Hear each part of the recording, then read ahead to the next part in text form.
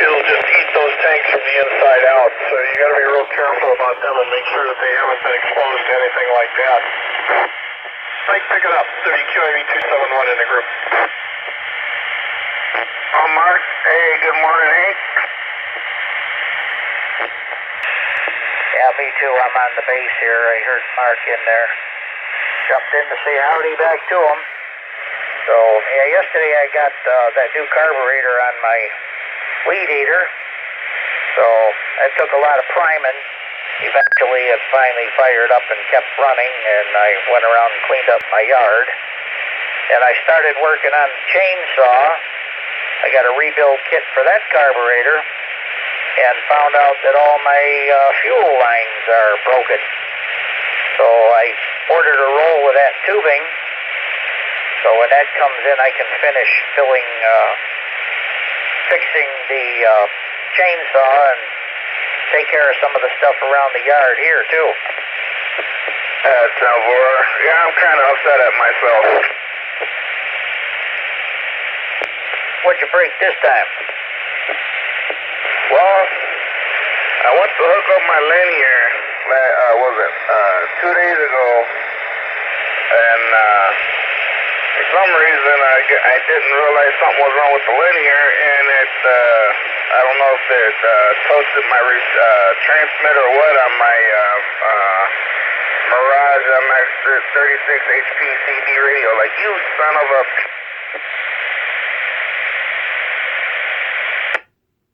Did you reverse polarity on the power? Nope.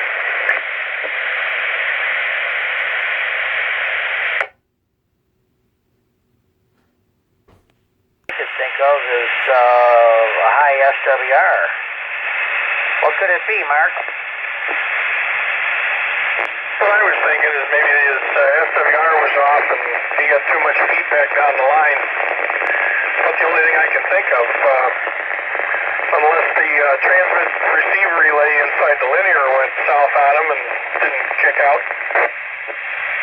Because when I hooked up the linear, it wouldn't even let me hook it up. It was like acting like it didn't want to get hooked up because it was sparking real bad. I mean, when I went to put the positive side on the positive side, and it wouldn't let me do it because the wire got real hot. I said, oh, got to disconnect that real quick.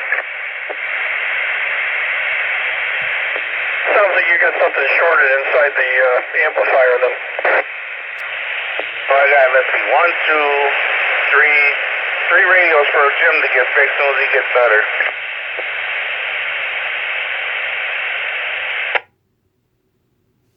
So hook up the positive side and the positive wire got hot. You've got something shorted to ground inside there. There's no fuse in that line? No.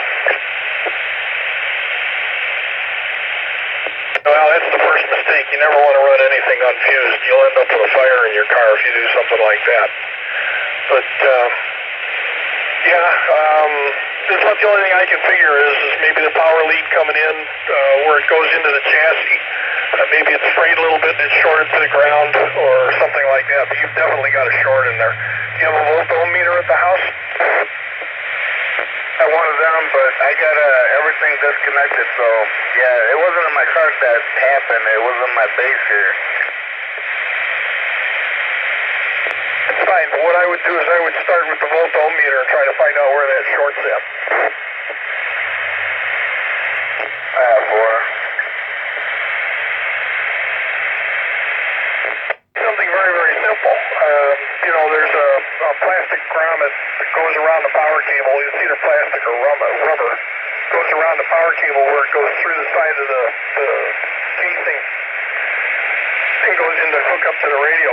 It could be that that's just worn thin and it's shorted against the case or something, but you've definitely got something shorted.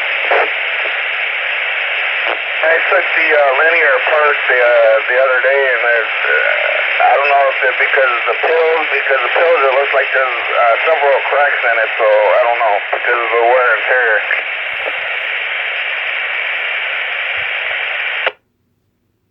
Oh, Hank, he got in there with the golden screwdriver.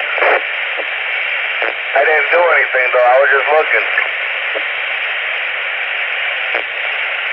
Yep, I was wondering about the golden screwdriver. Just hope that you didn't cook the whole amp. I didn't monkey with nothing on the board or anything. I just took it apart to see if anything was fried or whatnot. Then I put it right back together.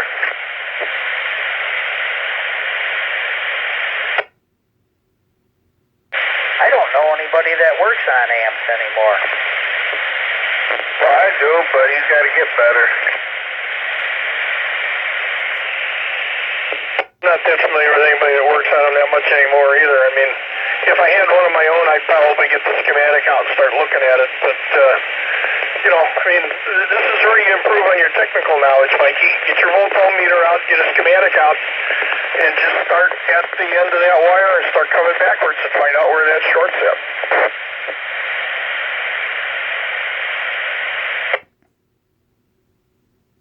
Last time I did that, how can I put this in good words? Messed up 2 radios. And I said, oh, nope, I'm done. Meter shouldn't put any voltage on the circuit other than a test level voltage, so you shouldn't burn anything up just by running a test meter on it. You definitely don't want to power it up at this point. Test it off the power circuit, you know, and just start coming back that way. The first thing I would do is I would disconnect the power cord where it connects to the chassis of the radio, so that all you've got is it passing through that grommet and coming in, and it's not connected on either end. Unsolder those connections, and then check the wire and see if it's shorted there. And if that's shorted, then you know where the problem is, and if it's not, then you start going a little bit further into the circuit. Follow the circuit around and find out where that short's at.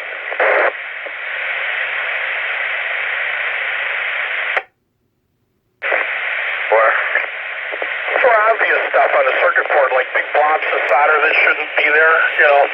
I mean, if somebody's been working on it, it could be something that simple, you know. Maybe he soldered something in there and got a little rambunctious with the soldering iron and put a little too much solder on a contact and it shorted across the ground. That would definitely do it, but that would be obvious.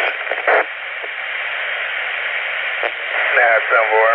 Yeah, it's messed up my CV too, man. Like, what the heck? So yeah, the linear was at fault for. I'm just glad it didn't fried out my MERS and my GMRS because I got all the radios on the same battery. Hope you didn't cook that battery.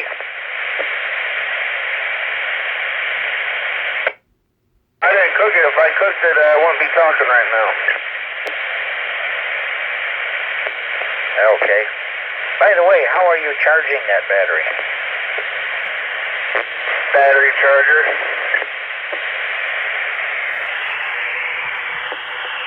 Shame on you, charging from the grid. Put a solar panel outside, do it that way. Yeah, I would love to, but I've got enough antennas out in the yard. If I have anything else out there, my dad's gonna start complaining. It don't have to be permanent. Just put it out there and lean it against the tree. Yeah.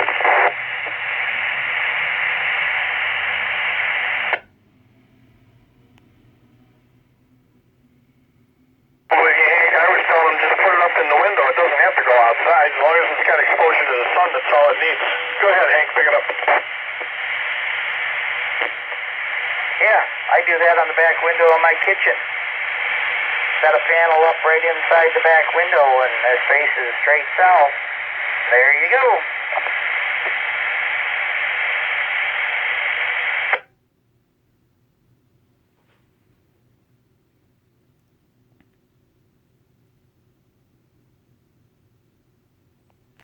All the kind of practical stuff you need to learn too, Mike, for your exam. So, you know, the more you do this, the better off you'll be when it comes time to write your test for your ham license. That's no more. When do you think you can have a chance to program my radios for the Morse frequency for this radio that we're talking on? What do you need done?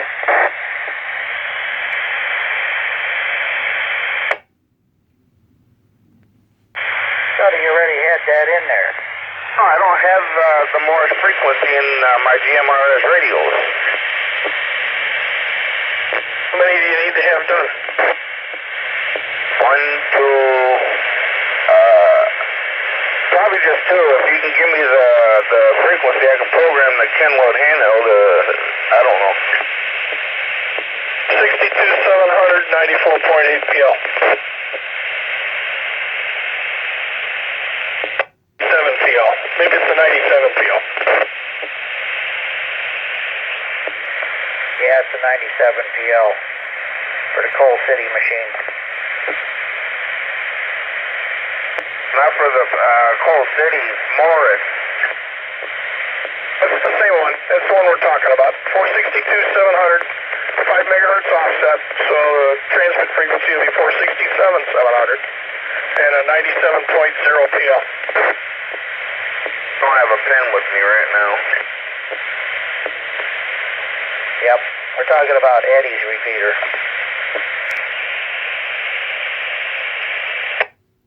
Eddie's repeater in here, but somebody was telling me there was a Morris repeater as well. There is, but it's digital. Coal City. Jen and Mark keep with each other. I'm not aware of anybody else out there other than Eddie. Well, there's a Morris repeater, but it's for digital, and you need a ham license for that one.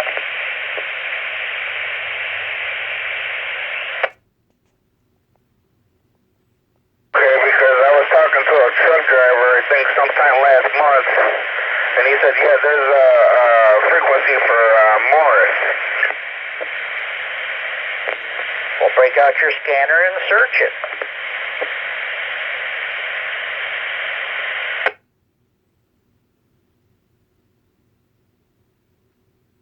Talking about the UHF ham repeater out there, it's dual mode. It's both digital and analog, but you need the ham ticket to get on that. Okay, because he didn't say anything about hand license or anything.